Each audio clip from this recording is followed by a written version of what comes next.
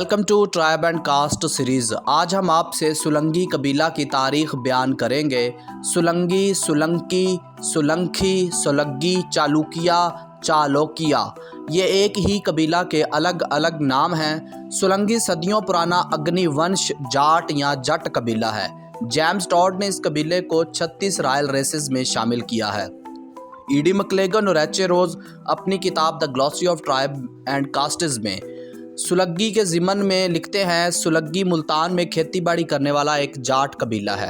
राम स्वरूप जून लिखते हैं कि अहलावत और जून कबीलों का ताल्लुक सुलंकी की उस शाख से है जिसने 5वीं से 12वीं सदी ईस्वी तक जनूबी हिंदुस्तान में कुल्यानी और वटापी पर हुकूमत की। उनका एक सख्त दुश्मन था, यानी राजा राजेंद्र चोल। उसने 7वें राजा सतीश राज सोलंकी के दौर में 1 लाख मजबूत फौज के साथ इन पर हमला किया और सल्तनत के एक बड़े हिस्से पर कब्जा कर लिया। 1052 ईस्वी में इस ख़ानदान का एक नया हुक्मरान पुराने नुकसान को पूरा करने के लिए सामने आया। उसका नाम आहू मल था और लक़ब सामेश्वर अव्वल। उसने एक बड़ी फ़ौज के साथ चौल सल्तनत पर हमला किया, उसे फतह किया और चौल बादशाह की बेटी उमंग देवी से शादी की। उसने बांगी को अपना नया दारुल हुकूमत बनाया, यानी राजधानी बनाया।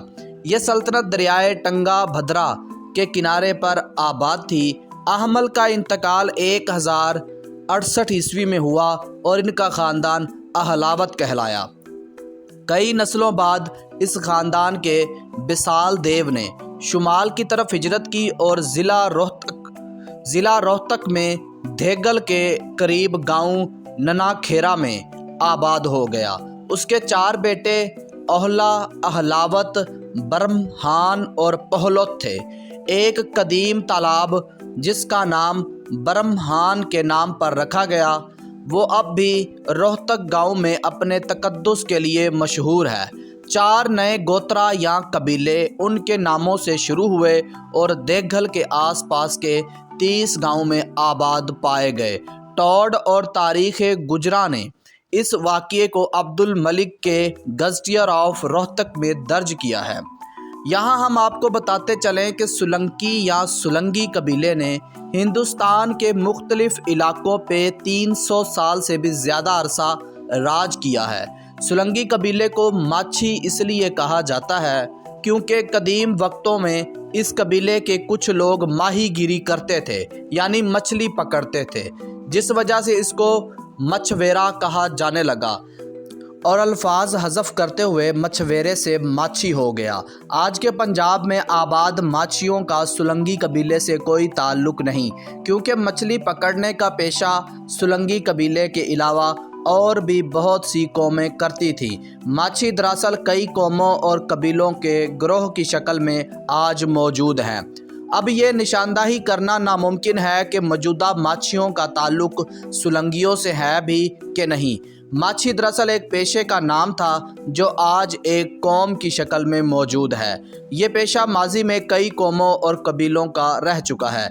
महकमा आर्कियोलॉजी के मुताबिक माछी तमिलनाडु और मुसल्ली हिंदुस्तान की कदीम या मुकामी कौमों में से हैं। अगर ये थ्योरी कबूल की जाए तो भी माछियों का जाटों से कोई ताल्लुक़ नहीं निकलता। ब्राह्मण मैथोलॉजी के मुताबिक सुलंकी कबीले की इब्तदा कोहे आबू से हुई, जब हिंदुस्तान में आर्यों ने राज कायम किया और ब्राह्मणों के कानून की खिलाफ वर्जियाँ की। ब्राह्मणों को अपना राज खतरे में नज़र आने लगा तो उन्होंने कोहे आबू पे एक आग जलाई और ब्रह्मा से दुआ की कि हमारी हिफाजत की जाए। तो आग से 4 शख्स निकले, जिनमें से एक सुलंकी या चलुकिया था। इसी सुलंकी की नस्ल से सुलंकी कबीला आगे चला, मगर ये सिर्फ़ एक अफसानवी बात है जिसका हकीकत से कोई ताल्लुक़ नहीं। तारीख़ दानों के मुताबिक मूल राज के 5 बेटों में से एक बेटे का नाम सुलंकी था या सुलंगी था। इसी सुलंगी शख्स से आगे सुलंगी कबीला चला। कुछ तारीख़ दान सुलंगी कबीले को बलोच कहते हैं तो कुछ अरबीउल नस्ल, जो कि बिल्कुल गलत है, और कुछ सुलंकी या सुलंगियों को राजपूत भी कहते हैं। हालांकि राजपूत सिर्फ एक टाइटल या लक़ब है। جو جاٹوں اور گجروں کو دیا گیا تھا۔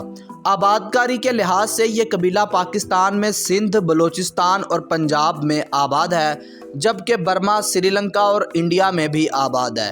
انڈیا میں راجستھان، ہریانہ، اتر پردیش، ہماچل اور پنجاب میں بہت زیادہ تعداد کے ساتھ یہ قبیلہ آباد ہے۔ سولنگی قبیلہ مذہب کے اعتبار سے 3 مذاہب میں تقسیم ہے: ہندو، سکھ اور اسلام۔ یہ تھی سولنگی قبیلہ کی تاریخ، جو ہمیں مختلف ذرائع سے ملی اور ہم نے آپ تک پہنچائی۔